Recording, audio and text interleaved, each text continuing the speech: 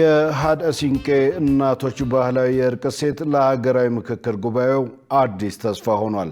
በዚህ ታሪካዊ ሀገራዊ ምክክር መድረክ ላይ በተለይም የሀደሲንቄ እናቶች የቀደመው ባህላዊ እርቅ ስርዓትና የእናትነት አቅማቸውን በመጠቀም ለሀገር ግንባታ እያበረከቱ ያለው አስተዋጽኦ ከፍተኛ ትኩረት አግኝቷል። ይህ ነገረ ምክክር ኢሳት ወቅታዊ ነው። ደረጀ ይልማ ነኝ። አብራችሁኑ ነው።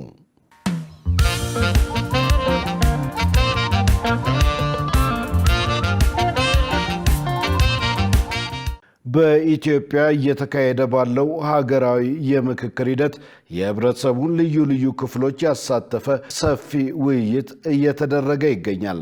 በሻሸመኔ ወረዳ የሀደሲንቄና የሰላም አምባሳደር የሆኑት ሀደሲንቄ ሲኒያ አብዶ ሀገራዊ ምክክሩ በልዩነት ሳይሆን በአንድነት ችግሮችን በጠረጴዛ ዙሪያ ለመፍታትና ሀገር ለማጽናት መተኪያ የሌለው መሰረት መሆኑን ገልጸዋል።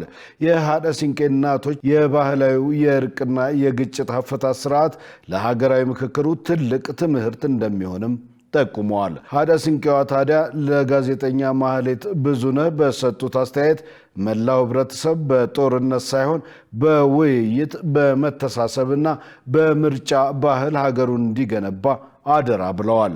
ከአዲስ አበባ ማህበረሰብ ተወክለው በምክክሩ ላይ የተሳተፉት ሀደሲንቄ አረጋሽ ገዳ በበኩላቸው ሀገራዊ ምክክሩ የኢትዮጵያን ችግሮች ዘላቂ በሆነ መንገድ የሚያክምና የሚያስተካክል መሆኑን አስረድተዋል። በግጭቶች ወቅት ቀዳሚ ተጎጂዎች ሴቶችና ህፃናት መሆናቸውን ያወሱት ሀደሲንቄ አረጋሽ አሁን ላይ ግን ሴቶች በሀገር ማስተዳደርና በልማት ስራዎች ላይ ጉልህ ሚና እየተጫወቱ ይገኛሉ ነው ያሉት።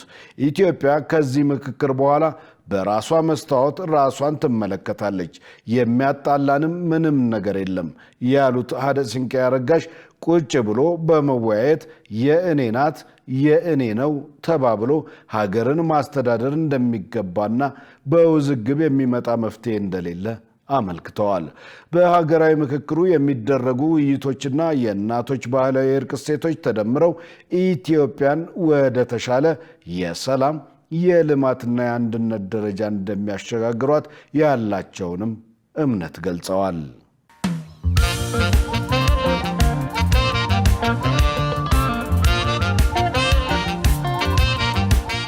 ወዲህ ደግሞ ጋዜጠኛ ቤተልሔም ግርማ ኢትዮጵያን ያስቀደመው ሀገራዊ ምክክር ጉባኤ በሚል አጭር ርዕስ በኤፍኤምሲ ዲጂታል ገጽ ላይ ያሰፈረችው ጽሑፍ እንደሚያመለክተው ሀገራዊ የምክክር ሂደቱ የማህበረሰብ ቁስሎችን ለመፈወስ ልዩነቶችን ለማጥበብና የጋራ የወደፊት ራዕይን ለመቅረጽ የሚጠቅም ወሳኝ መንገድ ነው። ይህ የምክክር ሂደት ከታች ወደ ላይ የሚካሄድና በሳይንሳዊ ስልት የተደገፈ መሆኑን እያሳየ ይገኛል። ተሳታፊዎች በየቡድናቸው ቀድሞ የነበራቸውን ሀሳብና አሁን የደረሱበትን መደምደሚያ በፊርማቸው እያረጋገጡ የሚያደርጉት ሽግግር የምክክሩን ግልጽነት ያሳያል።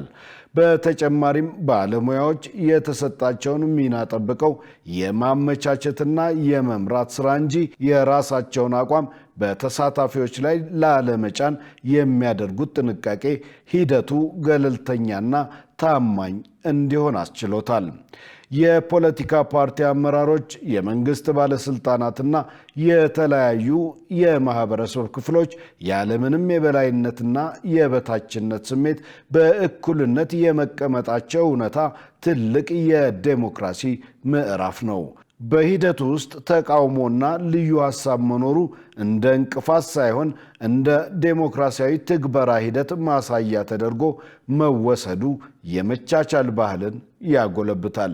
ይህ ምክክር የዛሬን ውጥረት የመቀነስ ስራ ብቻ ሳይሆን የነገዋን ሀገር የመገንባት መሰረት መሆኑን ያሳያል። ምክንያቱም እያንዳንዱ ሀሳብና ነጥብ በስርዓት ተሰንዶ መቀመጡ ለወደፊት ተመራማሪዎችና ፖሊሲ አውጪዎች ትልቅ የታሪክ የእውቀት ሀብት ይሆናል።